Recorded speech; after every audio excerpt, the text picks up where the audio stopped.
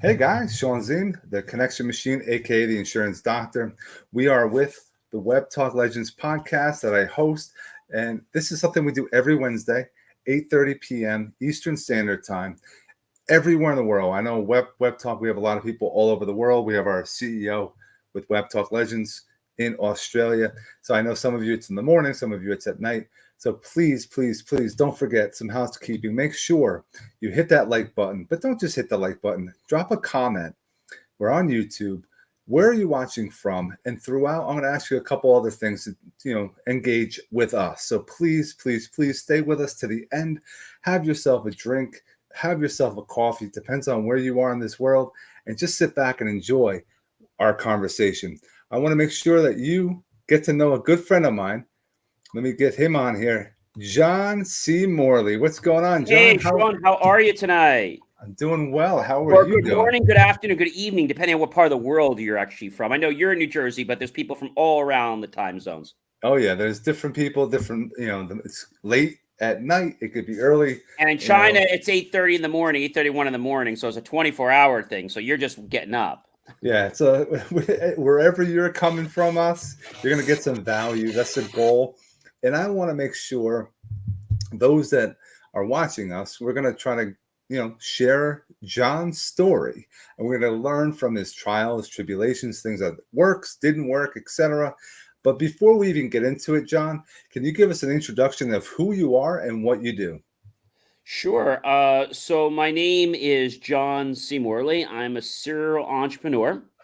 And, you know, I didn't always aspire to be a serial entrepreneur. I was a business owner when I was only in college. My freshman or actually my sophomore junior year, I started a small IT company called J. Seam and Son. And I did that because my parents had a dry clean business that they sold in 2004. They offered to me, but I said no.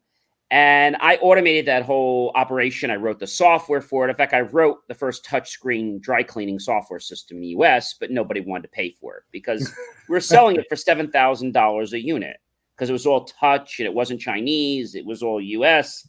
And it worked great. I also wrote the first integration from our system to White conveyor systems, which you probably heard White. They do all the racks at hospitalities, restaurants, coat checks, other dry cleaners.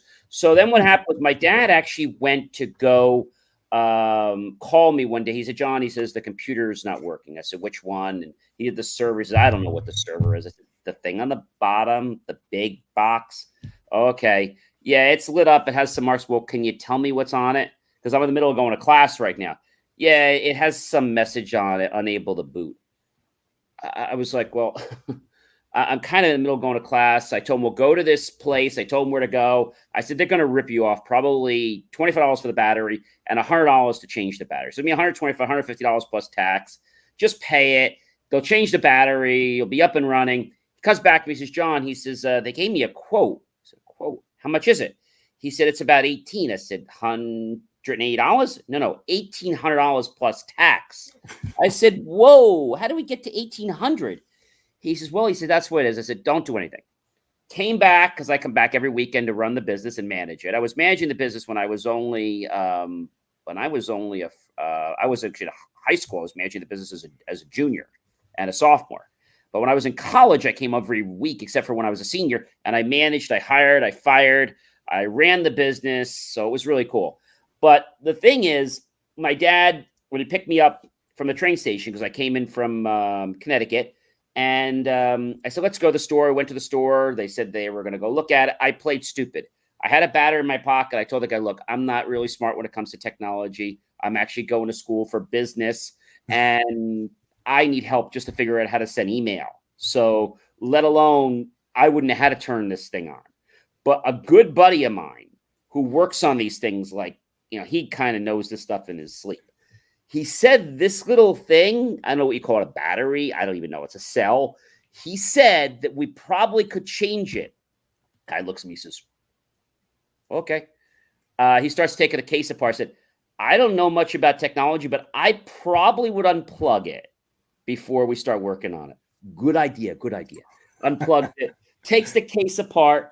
And I said to him, we got to just find where it goes. He says, yeah. He says, I have no idea. He's like, I said, we got to look and find where it goes. And meanwhile, I'm trying to play stupid. I'm like, I think it goes over there, but there's something in there already. There's a coin in there already. Yeah, how do we get it out? I said, I don't know, maybe like a screwdriver or something plastic to, yeah. You have one? I said, I don't have anything. I don't even fix things. He's taking the thing out. He goes, how do we get the new one back in? I said, that's tough. I said, maybe we just push it. Could we try that, I guess? I guess we just push it and it works. Yeah. So he puts the cover back on. I said, could we just power it back up? I said, I know it's not fixed, but just to humor me and my friend, just for giggles. Yeah. Sure. We plug it back in, and they've already told me it's going to be $1,700 plus tax, plus a $75 analysis fee. And so he plugs it back in. He's going to see it's not working. I said, no, wait. I said, I remember this computer. It's an old computer. It takes a couple seconds to kind of warm up. And then the post, that numbery thing starts, that test thingy. He goes, yeah. I said, just give me a minute. Oh, yeah. I said, there it is. Come Windows. Welcome to Windows. Windows NT. Oh, yeah, fixed. I said, I get my supervisor. Supervisor comes over and says, that's going to be $1,700 plus the $75 analysis fee plus tax. I said, but what did you do? He said, well, we fixed it. I said, no. I said, I gave him a battery, and I think that fixed. No, sir, that didn't do anything. He says, the computer was already fixed before you got here. We changed the motherboard. I said, really? Okay. I said, I have a question for you. Can you give me the last 4 digits off the motherboard? Sure, yeah.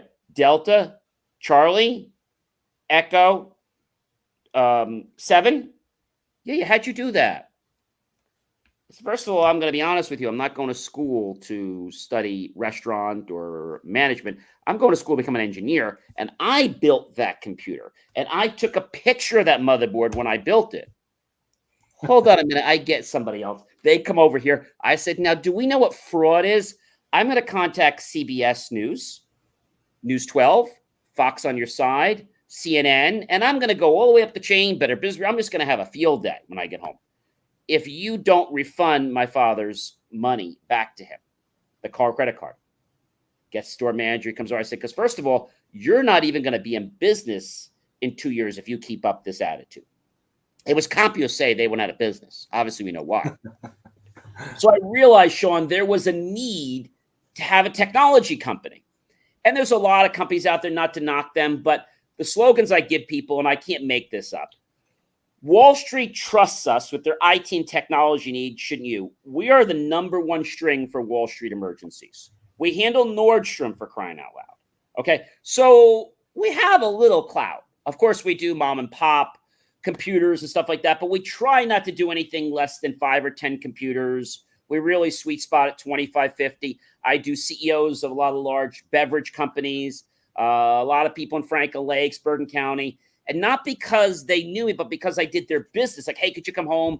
I got 4 computers. We got 5 kids, and nothing's working right. I remember one guy, I went to his home. He was the vice president of one of the pharmaceutical companies. He said, John, he says, we can't get on the net for nothing. I said, well, what did you do? He said, well, we went to one of those computer stores, and we bought one of those router thingies for like $59.99. I said, how big is your home? Oh, it's a small little home. I said, well, I know it's small, but how big is it? Like, how many square feet? Oh, around 3 or 400? No, 3,000 to 5,000 square feet. I said, that's not small. I said, is it all one level? No, it's 3 levels, and there's a pool, and there's a gym. I said, oh my gosh. I said, let me come over. Let me take a look at it. I took a look at it. He said, you think you can fix it? I said, I can fix it. So, okay, so how do we fix it? I said, you need commercial Wi-Fi, my friend. Oh, okay, so let's do that. I said, well, that's not going to be $2, like, or $100. What are we talking about, $500? We're talking about $1,600 an access point, plus a controller, plus labor. We're about $25,000. Oh, my gosh, I got to talk to my wife. Went to the wife, talked to the wife. He's like, honey, what do you want to do? Next thing I know, I'm getting a check for half the money. When can you install it? Give us 2 weeks. We wired everything up. And he's been a client of mine for 10 years now. And every year he gets a bill from me for 20%.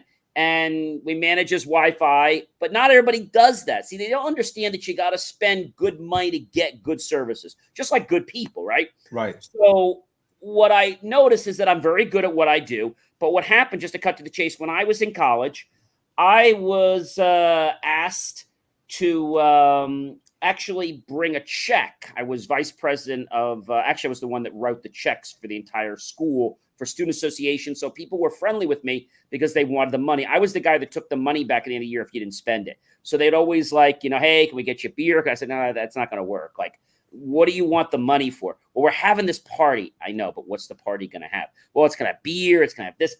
I need something in writing because you're asking me for an extra $8,000. Well, like, it's going to be off the hook. I said, I get all that hook stuff. I need to know what you're going to spend the money on.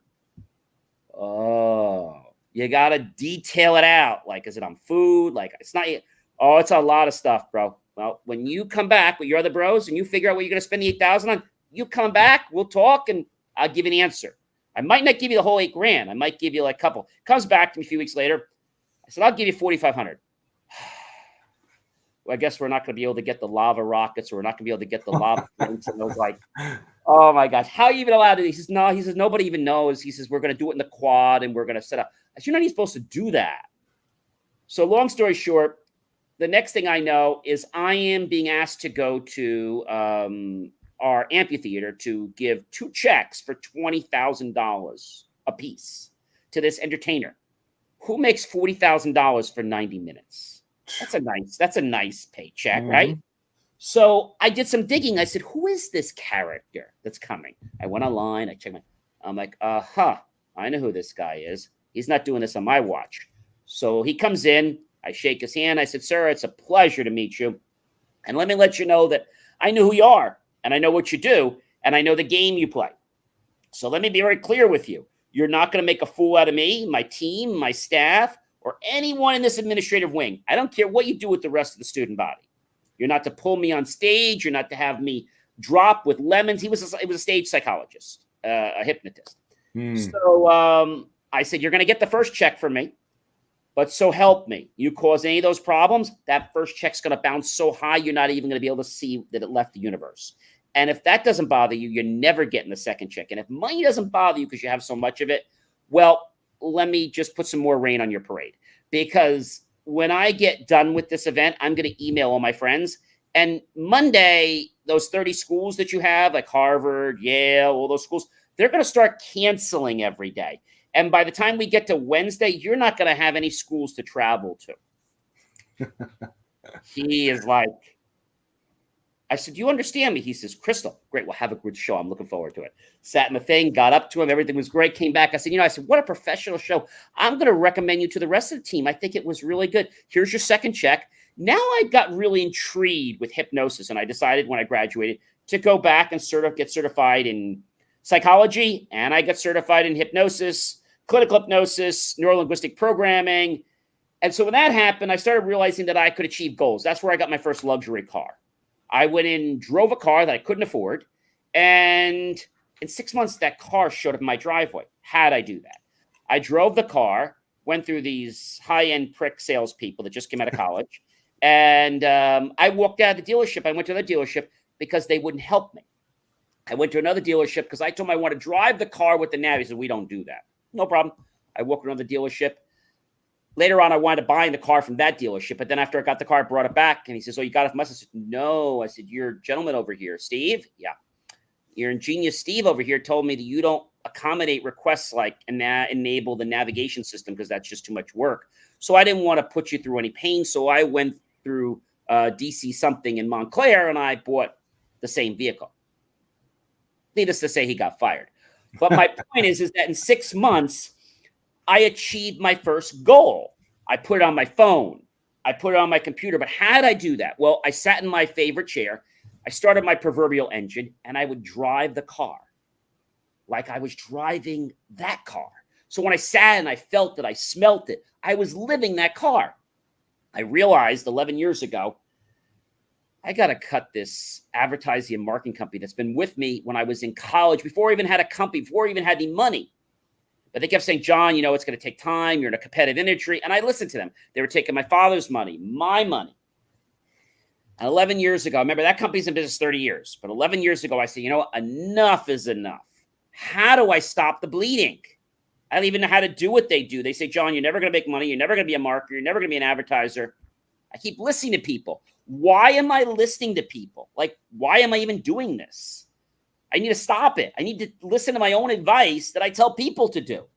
So I said to myself, how do I get rid of them? So I called Xerox, who we're already a client of, and I said, hey, Xerox, how do I become a mom and pop print shop? Because all these companies were doing it wrong. They were marketing, advertising, didn't know what they were doing, and they were outsourcing everything. I said, we're not going to operate like that. So I talked to them. They said, come on down. We'll give you breakfast. We'll give you lunch. I fell in love with this machine. They said, I said, how much? I said, 150. I said, no problem. I reached in my pocket. I gave him $150. He looked at me. He says, no, John, 150,000.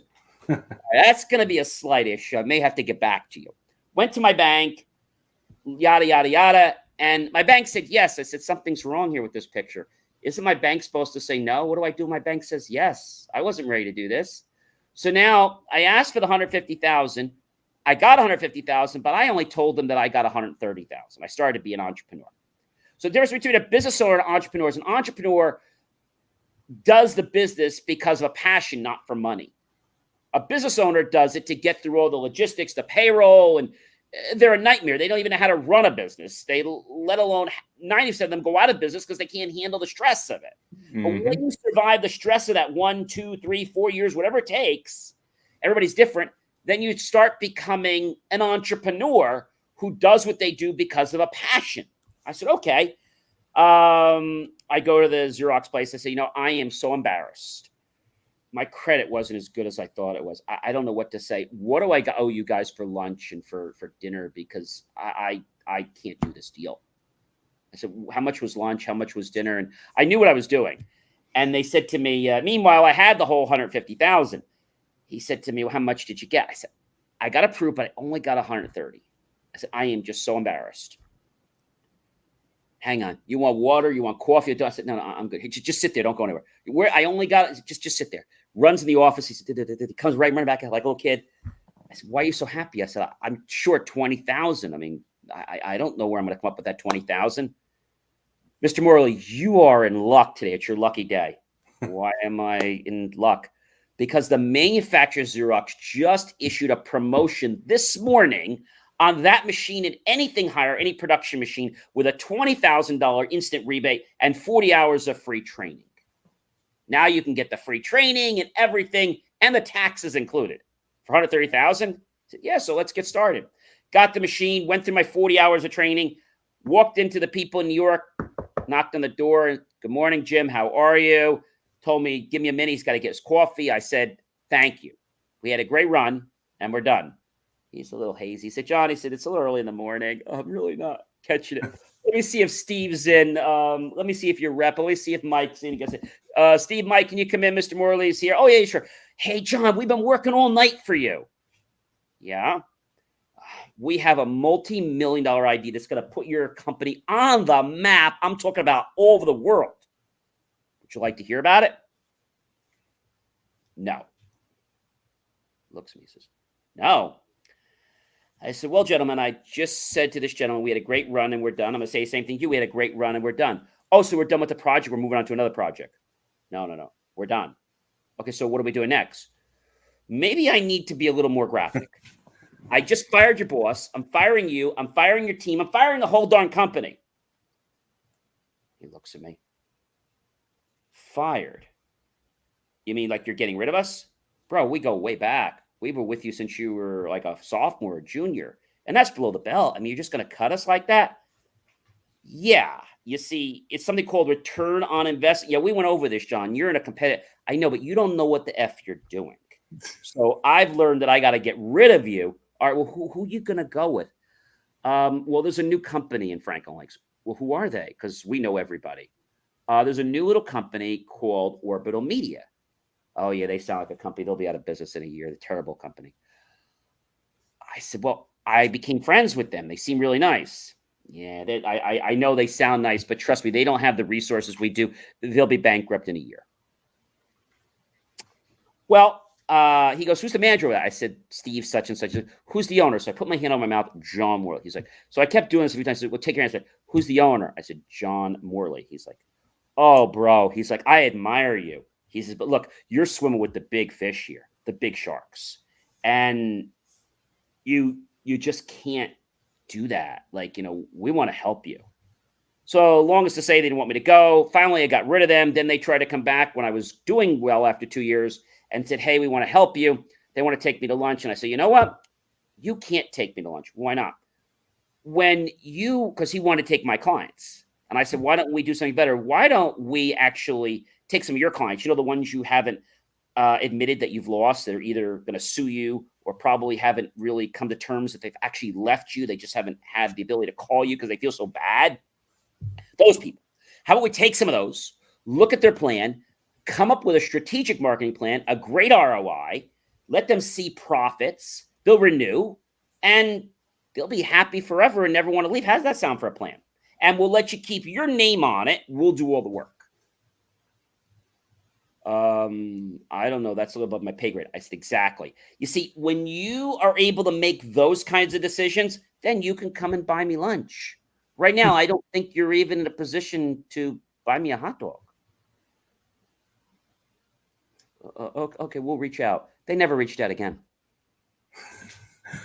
Awesome story, man. Now, and that's where Orbital Media came from. I decided to have my own marketing company. And then I've always been a video producer. So we got very passionate. As you know, I produce probably over 400 or 500 videos a month that are just free. I have the science channel. I have the motivational channel. I have now JCM Academy, things you want to know about your business. We have like a master, we call it JCM Master Academy, master classes.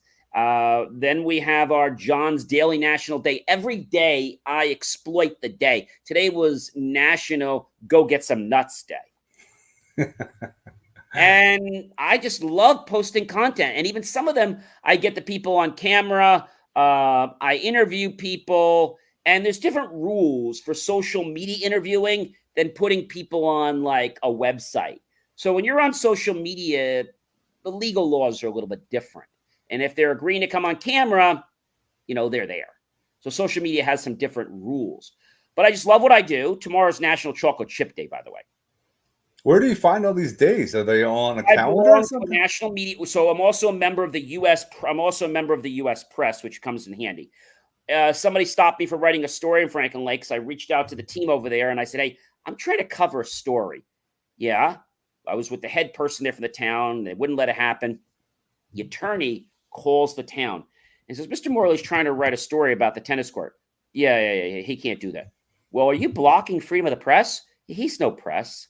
Yes, Mr. Morley is a registered of the U.S. Press. He is? My press badge. He goes, for crying out loud. He calls his attorney. I said, shall we open up a case for this and start an escalation? He says, for what? He says, this is like old nonsense.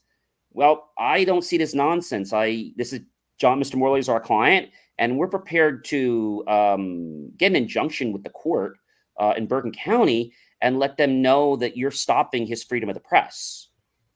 He goes, this is berserk. Well, unless you let him continue, I'm going to have our center reach out. Who's the attorney we should contact? Because I need to get documents. Unless you're the one, we're prepared to get a complaint filed there where you're in Bergen County, or we'll get a complaint filed by the end of today. It'll be served to you guys. He's like pulling his hair out. He's like, call me next week. Well, why can't he shoot it right now? Well, I'm busy right now. Why are you busy? We're right here. We're talking. I don't see any reason why he can't do it right now.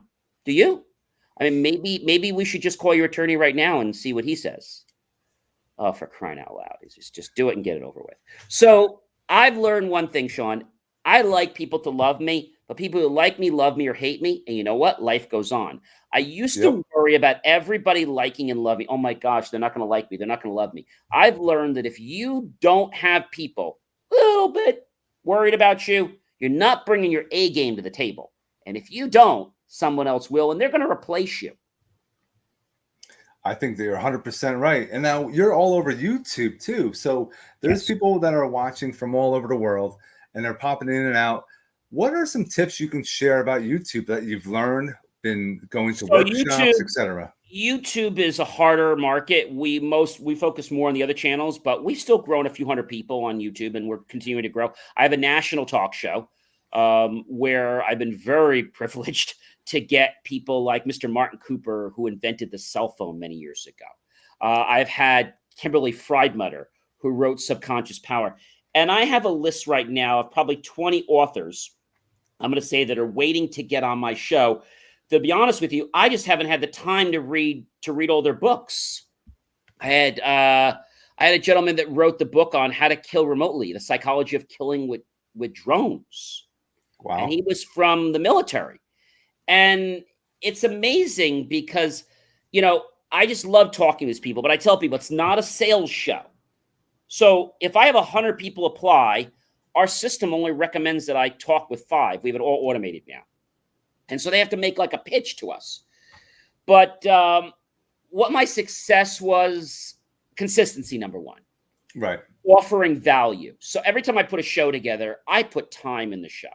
Every night, like even after your show, I do IFYL, which is a brand new show that started in December. IFYL, Inspirations for Your Life. And I'm just starting to bring guests on that show. And people are saying, hey, I want to be a guest on the show. I'm like, well, what do you have to bring to me? And then I'm not even asking. These people are coming and saying, hey, I want to be a guest. Well, what do you do? Well, I have a book. I'm like, can you send me the book? Well, we don't send books. I'm like, okay, well, when you send the book, then let me know and I'll read it and you can be a guest. Oh, well, you have to buy the book. I don't buy books. Good day. I don't buy anybody's book. You send me the book if you want me to be a guest. Or they send me a download from Amazon. I'm like, are you kidding me? You want me to download that and you want me to print it and read it? Ain't happening. Send me a book or goodbye. I have a guy coming on from France. I have a guy from Australia coming on. They're coming on from all over the world and they reach out to me. The real thing that's going to be is when my book hits, which will be out hopefully the end of the summer. It's 25 gifts of inspiration to change your life and everyone else in it. So the magic, if I want to call it that secret sauce, one is consistency. The second is you have to be passionate about what you're doing. Don't plagiarize. So, obviously you can get content. I get content about everything happening. And I'm not afraid to go out there and do it. Like there was something with the abortion clinics. And I took the content, put it right out there. I'm like, hey, isn't this a shame? So Google's actually going to now delete people's data so they don't know if they've gone on abortion. Isn't this interesting? And now this data can be subpoenaed and husband and wife can be brought up on charges for actually filing for an abortion. So we're not talking about ethical, what's right and what's wrong, that's moral, but the fact that we can now use data to file charges, I'm going to tell you something very interesting happened. So my car is new. It's probably only a year. And my car has special plates that I've kept for years. And so, the license expires every year when you have special plates, as opposed to the whole 3-year of the lease. So what I did is my lease is supposed to expire. My license is supposed to expire in June. So I called them, didn't get my information. I called, I waited. I still didn't get anything. That's June to July to August. The other day I was driving. I wasn't speeding. I was just driving. I'm also a first responder too. And all of a sudden I'm driving and I see those red and blue lights, but no sound. I'm like, okay, I guess he's after me. I'll pull over. Guy comes after me. Now they have this whole thing. They don't come around this side of the car. They come around that side of the car. Good morning, sir. Just want to let you know I'm activated. My body cam's active. I'm like, okay. License and registration, no problem. Officer, did I do anything wrong? No, you didn't do anything wrong. Well, can I ask why I was stopped? I wasn't speeding. My seatbelt's on. I wasn't talking on a cell phone. Like, can I ask what I do? Yep, just give me a minute. Comes right back a minute. Yeah, we pulled you over because our computer detected that you were wanted. So wanted for what? It appears that you're driving with an expired registration. You pulled me over for that? Yeah, our computer just scans cars while we're in traffic. And you just pulled me over, scanning my license. Yeah, we do it all the time. We've been doing it since June last year. Jesus. So I said to him, look, I'm a first responder here in Franklin Lakes. I said, I do all this stuff. I said, I've never had any tickets. You can see he said, no, we see you're clean. I'm even a first responder. He says, yeah, you're all good. He says, we're not going to give you a ticket today. I said, oh, thank you. He says, yeah. He says, well, he said, we know it's not your fault. I go online to the place. I ask them. They don't get back to me. It's like a run in a row, an hour, 2 hours. I said, this is nuts. So I called my dealership. It's supposed to be a luxury dealership. I went down. I said, look, here's how this is going to work. I'm really patient. I'm never pulled over. I was pulled over yesterday, and I am pissed. Not at the cop.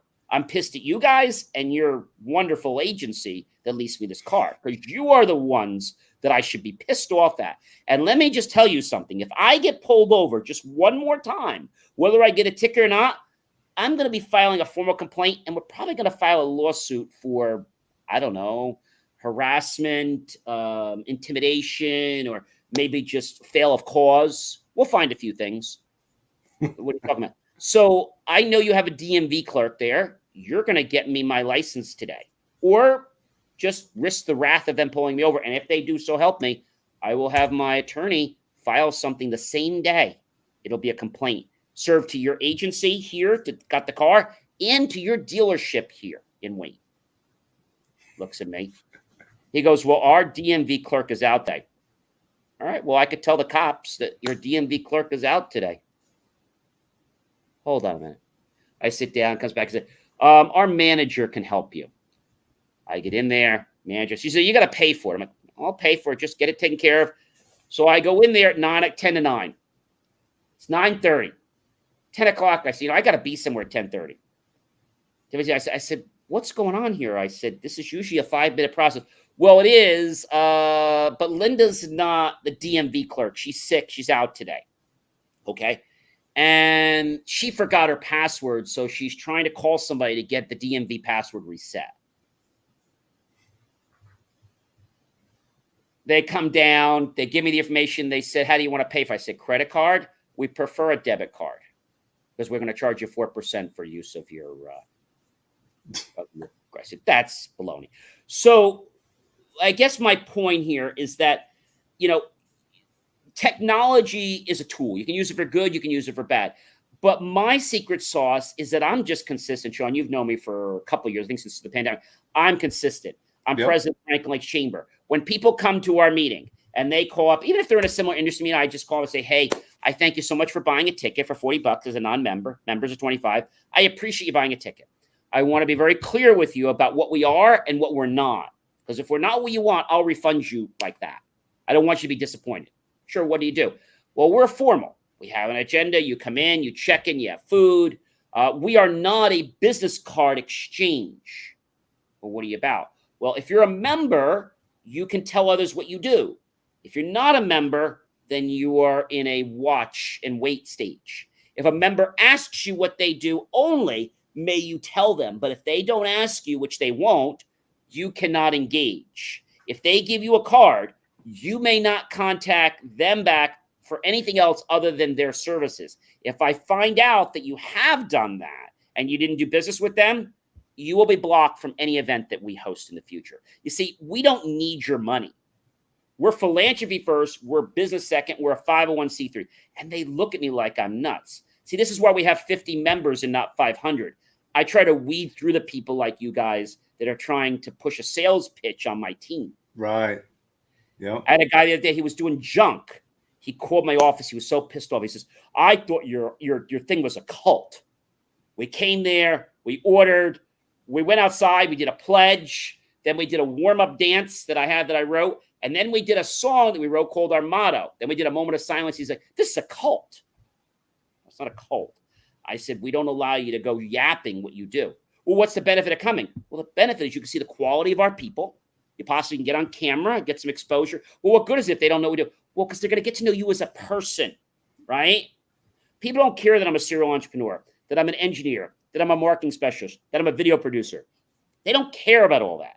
What they care about is the fact that I create content. The one reason I live every day is to become a better version of myself and help everyone else become better versions of themselves. And I am so damn passionate about doing that every day.